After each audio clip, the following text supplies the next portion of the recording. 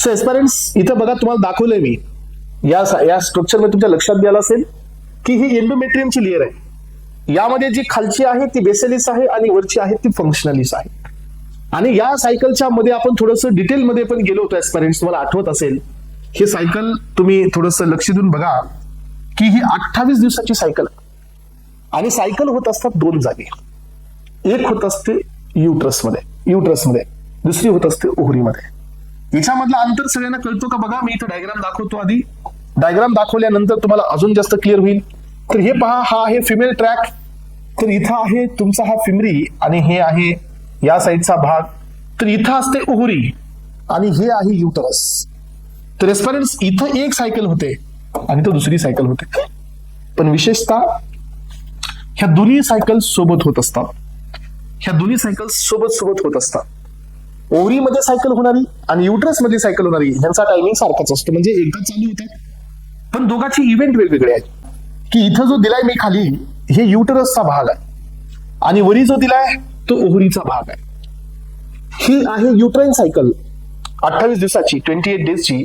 तर ही आहे ओव्हरियन सायकल. सो ही युट्राईन आहे, ही ओव्हरियन आहे. Now I am going to explain about the ovarian as well as uterine cycle. Cycle असते 28 डेजची. याच्यामध्ये फर्स्ट, सेकंड, थर्ड, फोर्थ, काही बुक्स मध्ये फिफ्थ पर्यंत, पण मोस्टली इट इज 1 to 4. तर 4 दिवसाची पहिली सायकल असते, दॅट इज मेरिस्ट्रल फेज.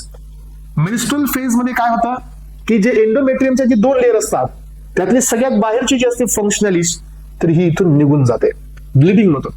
हे का निघते? In response to the prostaglandins. प्रोस्टाग्लॅन्डिनचा वापर होतो. इथं ब्लड वेसल्स असतात, त्याच्यामध्ये हे सगळंच रप्चर होतं आणि हे सगळं स्लज ऑफ होतं. यानंतर 5व्या दिवसापासून ही गेलेली जी लेअर असते ही वापस यायला लागते with the help of mitosis. आणि ही 28 दिवसापर्यंत बनवतच राहते. 28 दिवसाला पुन्हा ही स्लज ऑफ होते. म्हणजे ही सायकल झाली युट्रस मध्ये 2च फेज आहेत.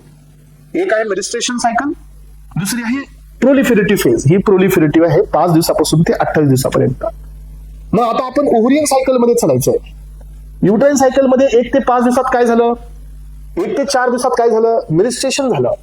मग त्याच टायमाला ओव्हरी मध्ये काय झालं, प्रिमॉर्डियल फोलिकल प्रायमरी मध्ये गेलं. प्रिमॉर्डियल फोलिकल हे कशात कन्वर्ट झालं, प्रायमरी फोलिकल मध्ये कन्वर्ट झालं. यानंतर पहा 5 ते जवळजवळ 7-8 दिवसापर्यंत प्रायमरीचं कन्वर्जन सेकंडरी मध्ये झालं. तोपर्यंत युट्रस मध्ये काय झालं, प्रोलिफरेशन झालं. प्रोलिफरेशन चालूच होतं. यानंतर काय झालं की secondary follicle mature graphene follicle मध्ये हे पहा 12 ते 13 दिवसाला पोहोचतो. कुठं, ओव्हरी मध्ये. युट्रस मध्ये फक्त डिव्हिजन चालू आहे, म्हणजे ती लेअर बनवायला चालू आहे. आता इथं काय झालंय, ग्राफिन फोलिकल तयार झाले बाय 13 डे. आणि 14व्या दिवशी पहा इथं, सो 14व्या दिवशी युट्रस मध्ये काहीच होणार नाही, हे सगळं ओव्हरीत बदल होईल. आता 14व्या दिवशी म्हणजे at the day of 14th हे ग्राफिन फोलिकल रप्चर झालं. आणि this 14th day is known as the ovulation day. म्हणून आपण काय केलं की 14 दिवसाच्या आधीचा टाइम म्हणजे प्री ओव्हुलेटरी फेज आणि 14 दिवसाच्या नंतरचा time that is post ovulatory phase, uterus मधली, अशी यांना नाव दिले. मला 14 दिवसानंतर इथं 14 दिवशी हे रप्चर झालं, एक सेल बाहेर पडलाय. मग आता काय होणार आहे की हा एक सेल ओव्हरी मधून जाणार आहे एम्पुलामध्ये आणि he will wait for the sperm for 14 days. 14 दिवस हा वाट पाहणार आहे. आणि तोपर्यंत काय होणार आहे की हे जे राहिल्यास आलेलं स्ट्रक्चर आहे हे येलो बॉडी मध्ये कन्वर्ट होईल, दॅट इज कॉर्पस लुटियम. तर हे 15 दिवसापासून ते 28 दिवसापर्यंत राहतं. मग 14 दिवसानंतर स्पर्मनी वाट पाहिली, एक सेलनी वाट पाहिली, म्हणजे he is waiting for the sperm. पण स्पर्म आलेच नाहीत समजा फिमेल बॉडीमध्ये, तर मग काय होतं की तिकडे एक सेल मरतो आणि इकडे ही कॉर्पस लुटियम पण मरते, यांची पण डेथ होते. म्हणून काय होतं, मग कॉर्पस अल्बिकम मध्ये जातं आणि सायकल डबल लागते आणि तिकडे बी एक सेल मरून जातो, म्हणजे त्याची डेथ होते. याचा अर्थ ही सायकल अशी चालते 14 दिवसासाठी. मग आता आपल्या एक्झामसाठी काय महत्वाचं आहे, 14th डे हा ओव्हुलेशनचा असतो. कुणामुळे होतो, तर एलएच मुळे होतो.